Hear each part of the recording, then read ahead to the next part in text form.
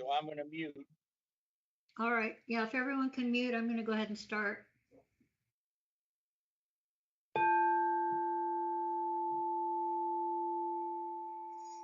The white noise and cacophony of the television is a programming and a marketing pipeline of entertainment directly into people's homes, mainlining a drug. In our state of consciousness and reflection, we see more clearly.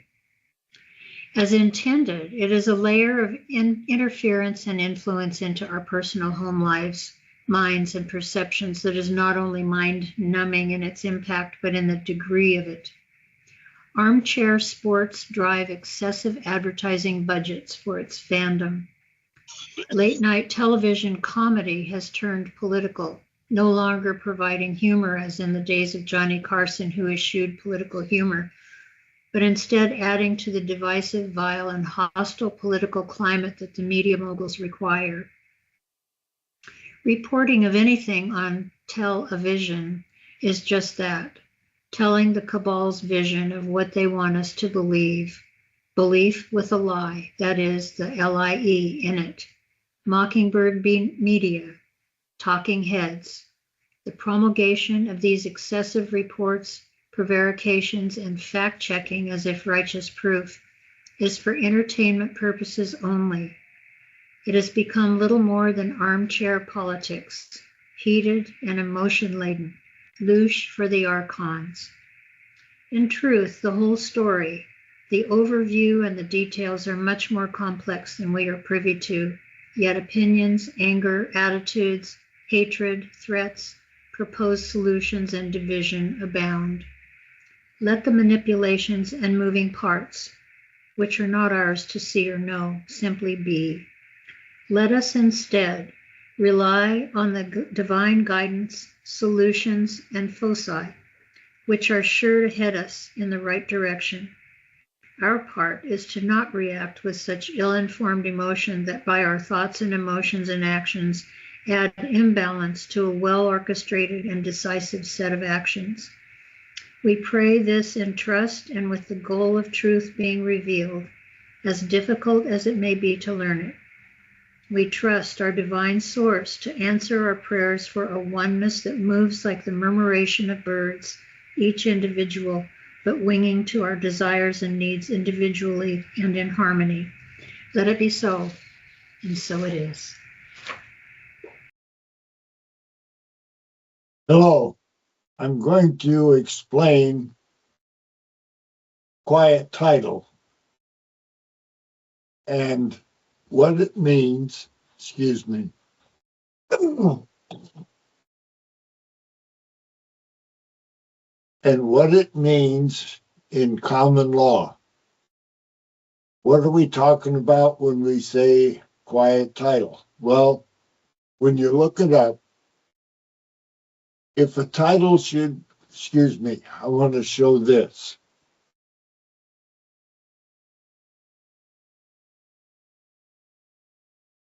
I like that to come through clear.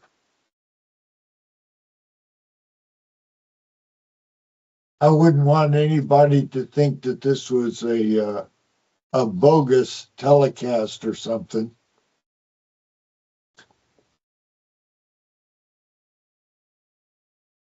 We're talking about quiet title. Who owns this building, piece of property, whatever it is? Who really owns it? And you look and you can't find, and you find stuff that can't be corroborated, and the whole thing doesn't add up. The only thing that makes real sense is fraud upon the people. That makes perfect sense. When you look at the facts, and when we're looking at the facts, let's look at real facts. What's going on? This is not abstract quiet title or searching for the truth, the remedy to the situation. on property, real property. How do you do that? Well, one of the ways is you search for anybody and everybody that could possibly have. This is not going to get better. I'm sorry. I'm going to keep going.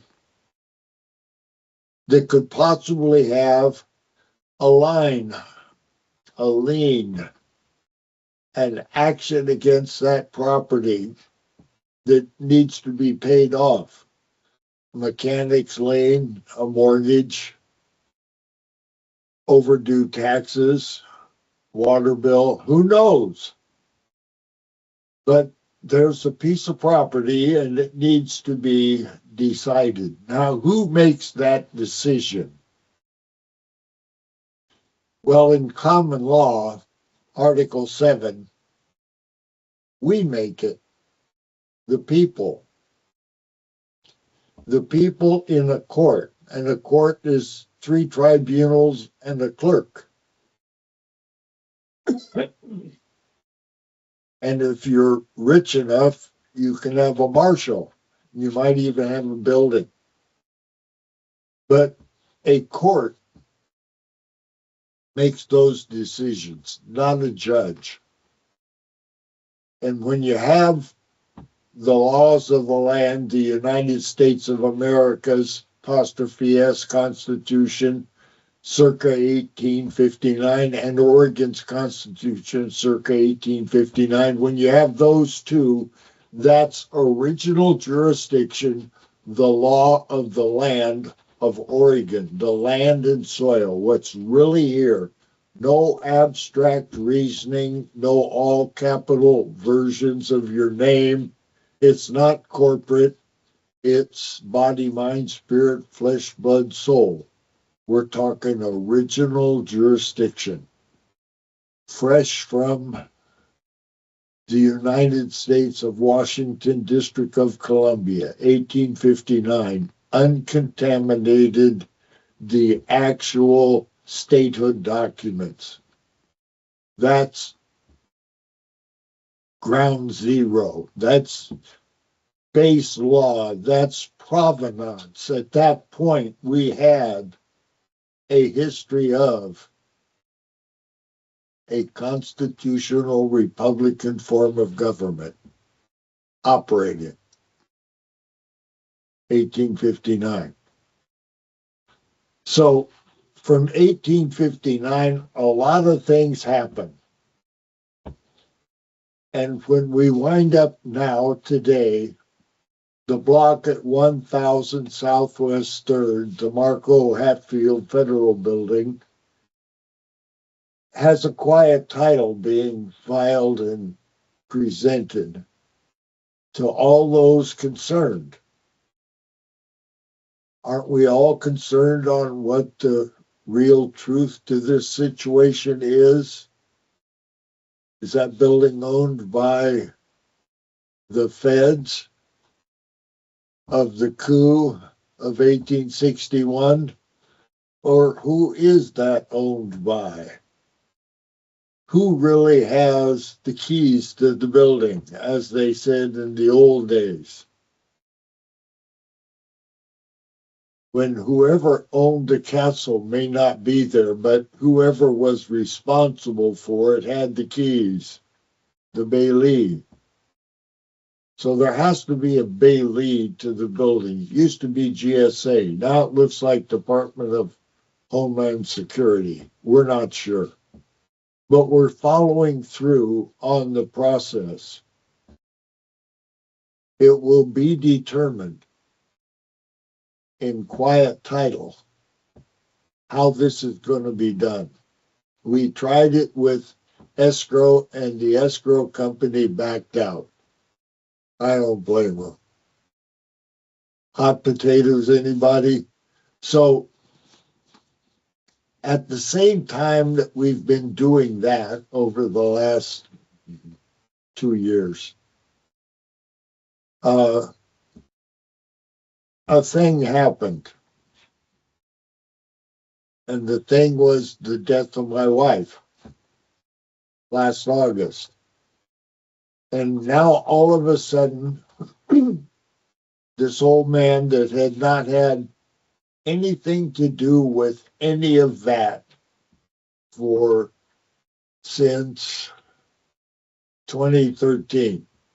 Since 2013, I had not been involved in any of that, except if somebody needed my signature on something for whatever the hell it may be. I was not involved in paying taxes, water bills, electricity, telephone, none of that. I did it all. And then all of a sudden, Aida's gone and Ron's doing it all. Surprise, surprise. So I'm forced into the most exciting and difficult time in my life at this age. Who would have thunk it? My wife dies and dumps me into this hellacious spot. And the lemonade from the lemons is absolutely wonderful. I have so many opportunities. One of them is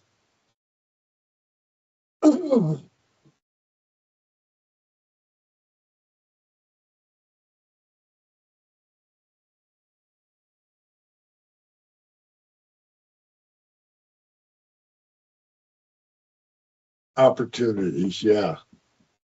One of them is. There's a bunch. I lost my train of thought on the cough. The issue is the title on this property where I've been living for 30 some years is now clouded. And a quiet title must happen. And the cloud on this one is really good. I should have preceded my wife by many years. But that's not how it turned out. So, how do you process one of these? This document, all the pages of it, I'm going to get it to William probably Monday. But I want you to see I'm not just bullshitting you. You can see the number on the document. I filled out the form, and it shows, oh my goodness, the statutory deed and sale, and it's signed and sealed and stamped.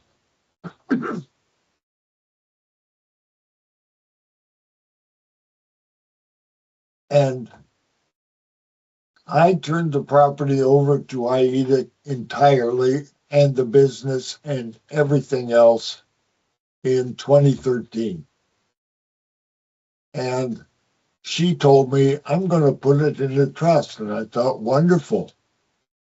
Well, she did. I didn't know, but she put it in a trust. You're not married to a trust. But she thought I would precede her by years. So she just went ahead with her business. But when she died, the trust that she had put the property into died with her. We're unable to find it. So a quiet title is necessary on this property. And then we find there's a mortgage on the property. Well, I'm a party to that mortgage. And since I signed for that mortgage, I found out all kinds of things about what is really going on in the mortgage industry that I used to be a broker in Oregon a long time ago. So we had to file a quiet title on this property. And I want you to see that we actually got it done. All signed, sealed, stamped, proof of service, done.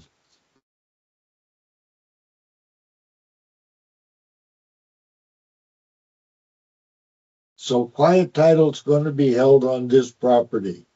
Then there's also the requirement of probate. What do you do with all that Aida owned in her name, where it should be, when she dies unexpectedly and there's no will? And there can be no trust because the property that she put into trust had a mortgage on it, which nullifies the trust. And it's a Vroman living trust, and I'm the only living Vroman. So at a quiet title, under a rule called the Four Corners Rule, meaning you have to put a document on the table. All four corners of the document are on the table, and that's all that there is that you have to say. And it's filed into the court. The court will look at all the documents that are filed into the court regarding that property. What does Freedom Mortgage have to say? Where is their documentation supporting their claim that they have the right to claim a monthly payment and they have the right to foreclose? Where is that document? Documents like that are required when you are making claims such as that. So that document has to appear on the table, all four corners, whatever you got. And the same goes for On Point with their HELOC, homeowners equity. Yeah. You take a second on the property. Well, the second was to Aida, but Aida turned it over to the trust. So where is On Point's position on that? Provide it to the court, put it on the table. Then we'll know.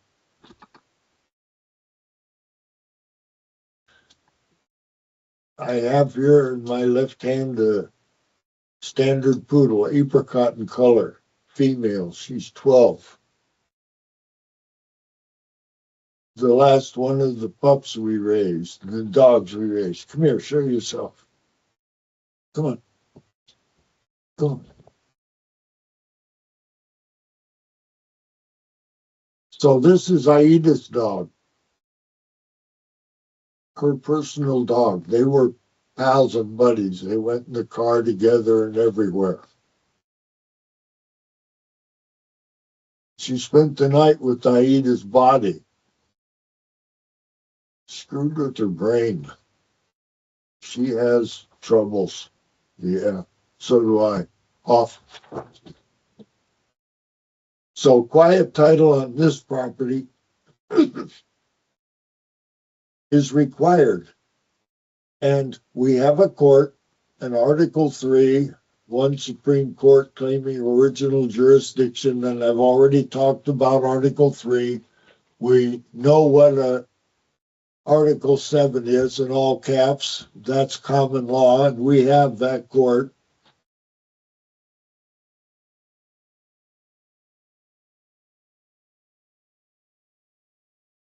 So in the quiet title, we've notified the Office of Sheriff of Washington County, Trial Court Administrator, Presiding Judge, and Recorder. All of those offices have been notified. We're going to have a quiet title on this property, and all of you need to know this. Lay down. Daisy, lay down. All of you need to know this. The mortgage company claims to have the right to foreclose. Well, the one that forecloses is the sheriff of Washington County. So the sheriff of Washington County is involved, so they're notified. Well, then if you notify the sheriff, you better notify the district attorney, so Kevin's notified also. And then you got to notify Rebecca because they're presiding judge of Article 7 amended, which has no bona fides. They must be attended to. They're de facto. They're there. You can't deny it. But they're illegal or illegitimate. They have no supporting evidence. They're bogus. So that comes into play in this same quiet title on the same four-corner rule. Provide what you have to support yourself, or what we claim will become fact. And without your denial, there it will be. So, quiet title on Washington County, on a piece of property, specifically, caveat to will, probate in open court. You can look it up in Bouvier's dictionary. How do you settle probate in common law? Excuse me, really. But how do you do that? Well, you do it in open court, because all of us together, not trained in probate, how would we settle something like that in common law? With 3 tribunals and a clerk, and they will get the information necessary. And as the value of this is more than $20, we need to have a jury to make a declaration, a verdict, award. That's how the rules are in what we're playing in this realm that we're in. 3-dimensional, me and the dog and 14725. So, along those lines, know your enemy or your opposition. Washington County is not our enemy. We should not even be opposed. But for some reason, which to some of us is obvious, and many of us will not admit, we have a de facto government going on Oregon. And the Oregon Statewide Jural Assembly has been dealing with this for 8 years. Solid. Signed, sealed, stamped, witnessed, just like this document, all the seals and numbers done. So the position is, where are we and what are we doing and what is the provenance of what is going on in this realm that we're living in?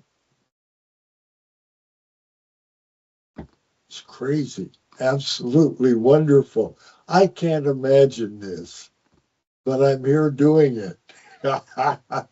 I used to like science fiction. I quit reading it. It is, what's going on is so much more bizarre than anything you can find in any science fiction book.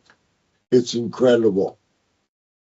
So when I joined the Navy a long time ago, 1956, they tested us and they shot us with shots, and boy, they did a bunch of stuff.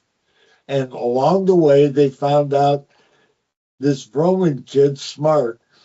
Okay. So then they tested him some more, and he knows arithmetic pretty good, but not a lot.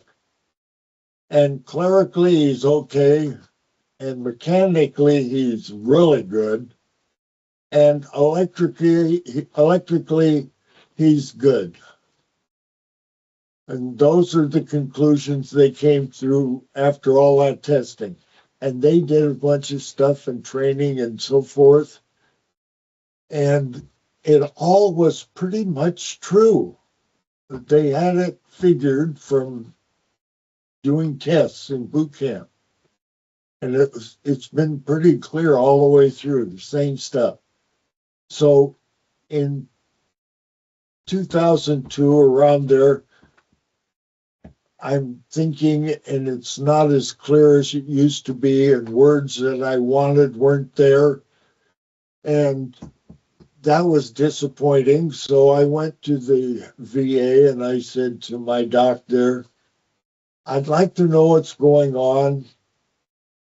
Words that I absolutely know I have in my vocabulary, I cannot recall. And I have to say a whole paragraph to try and explain the word that I know, and you know I know, and what's going on.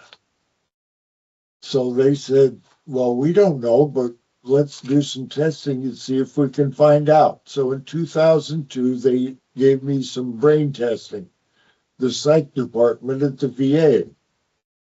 And so they said, whatever they said, it was not very satisfying. So then in 2008, when I turned 65, I think it was, I said, look, this is becoming ridiculous. You're trying to articulate a point, and right in the middle of the whole thing, the word for a particular thing is gone from your vocabulary. It doesn't lend a lot of credibility to your thinking and to what you're trying to put forth. And so they said, yeah, you're right. And we don't know why, so let's take a look. And so in 2008, with a test that's like 4 hours, and I think it was over 2 days, I don't remember the details, but we and a couple of doctors and people that were seeking to be doctors, and I cooperated in a bunch of testing. And they will not show the raw data. I've got a 1/4-inch thick printout of it, but no raw data. And when they give you a number on something like, I don't know, page 20 has a bunch of numbers on it. VOC 16. What the hell does VOC 16 mean? Well, that means nothing by itself. It has to be put in with these other things so that we can see what's going on there. And that takes a little training, and you don't have it. We're not going to give you that information. Oh, okay. It's my brain that we're discussing, and I don't get the raw data. That does not seem quite right to me. You know, what does it mean about word reading seconds 30 parentheses OSC ER comma O U/C ER parentheses? Errors maybe, and why can't I know what trial 1 at 4 and trial 2 at 6 and trial 3 at 8 mean? And no. Okay, but I didn't know that then.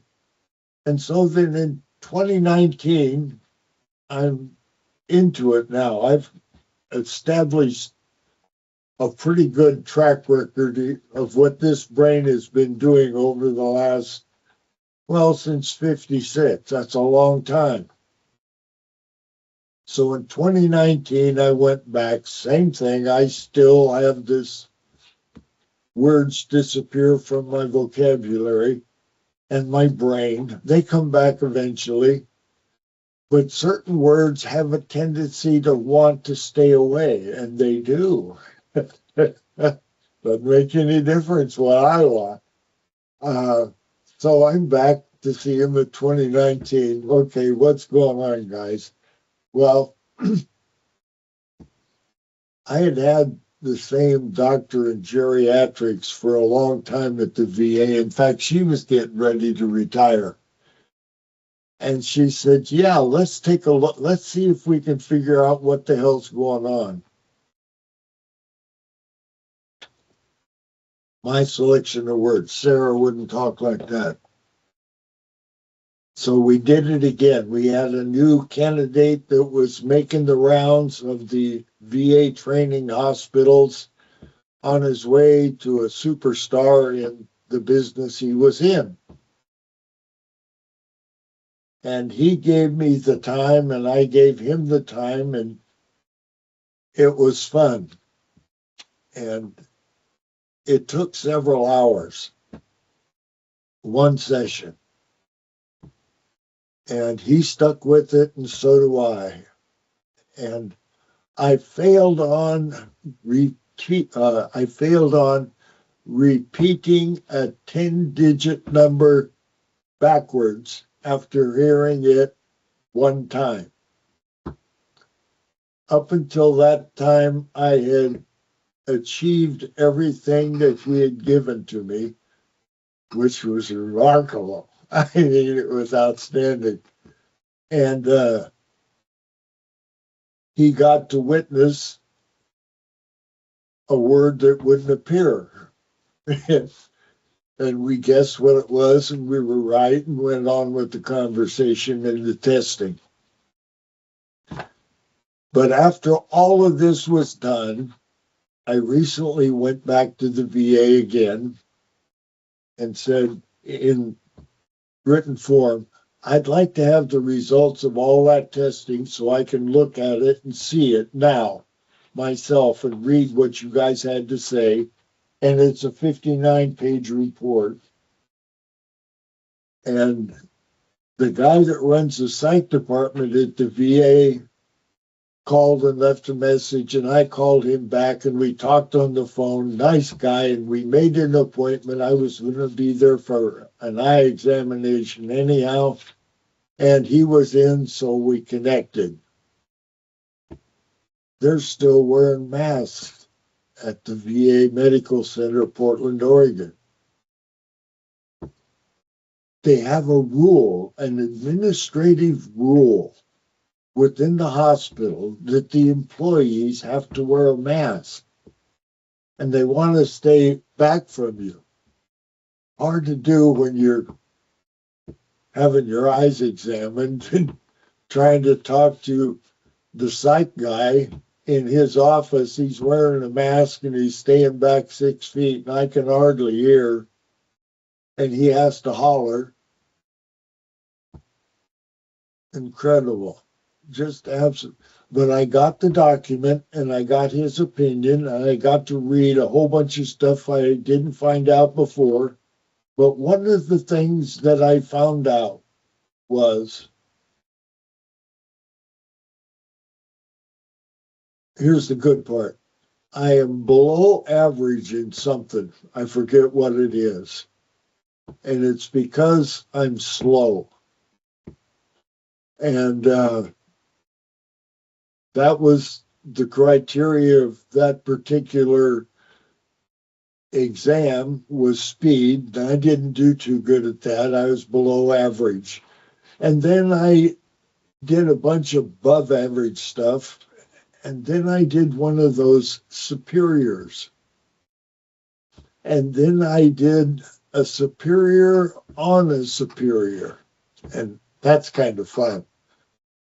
And I hadn't put a name to it and figured it out yet, but they had it in the psych report. It's confrontation testing.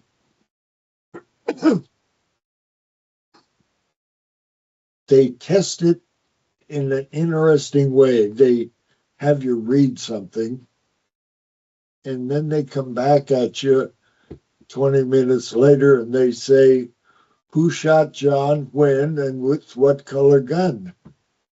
And you're supposed to remember that from something you read 20 minutes ago. And I would give them the answers. And they went, wow, okay. And that was a superior. And so they revisit it, and yeah, it's true.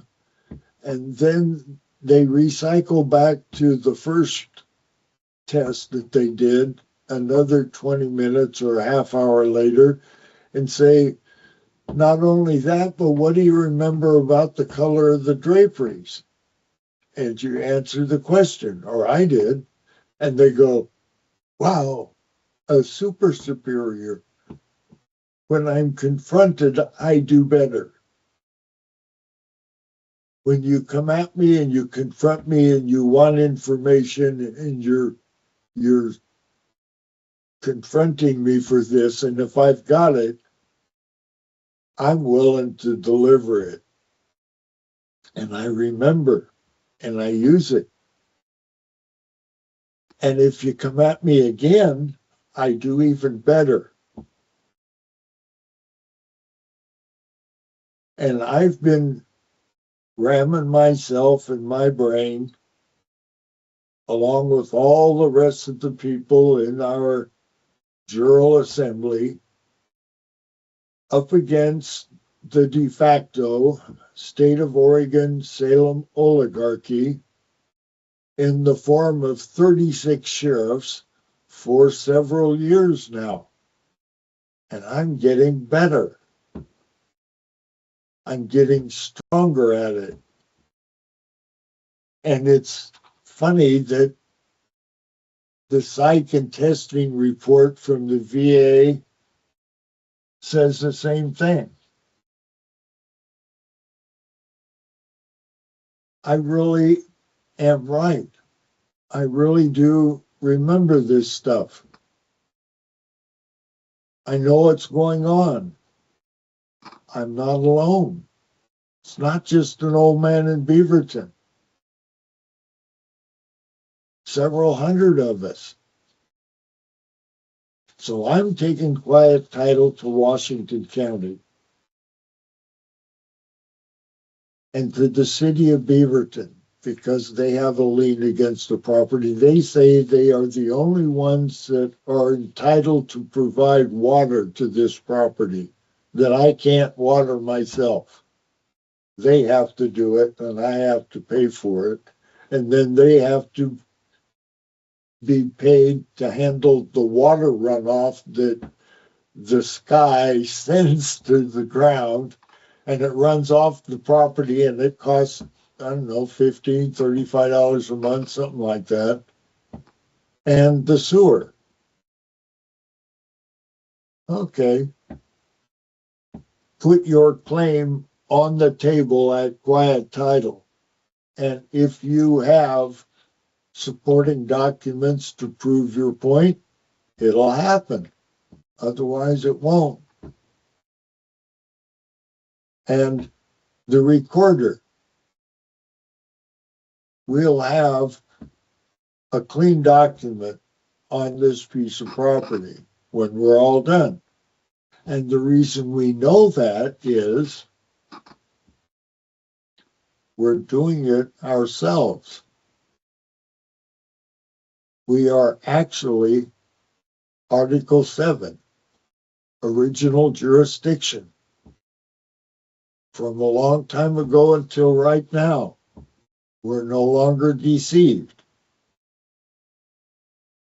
Once we finish it with 14725 in Beaverton, we'll have a lot of knowledge on how to do a quiet title and where the hard spots are and who's necessary.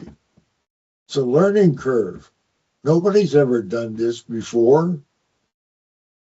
If they have, it's lost in history. Nobody knows. And there's people that are lying. Got to be careful. So after we do Beaverton, then we'll go downtown and we'll do 1000 Southwest 3rd, the Marco Hatfield Building. Got a lot of documents from the GSA from years ago, 2014, 2015, then even before the Bundy dust up, when they killed Robert Lavoie Finicum, the Salem oligarchy. But I digress. I wanted to cover quiet title, and I think I did. And I wanted to recall and to provide a little knowledge about one of the people you're coming up against. And I yield. They do not want to let go of this. They do not intend on losing here. And we do not intend giving it back to them. And then the bullets started flying. Then he jumps out of the car, and he's got both his hands up. And he got out of the car, and he had his hands in the air. He's like, "Just shoot me then. This is what you want, to shoot me." And they did. They shot him dead. With his hands in the air, and I saw it. I swear to God. He was just walking with his hands in the air. And they shot him. And they shot him dead, and then after he was down on the ground, they shot him 3 more times.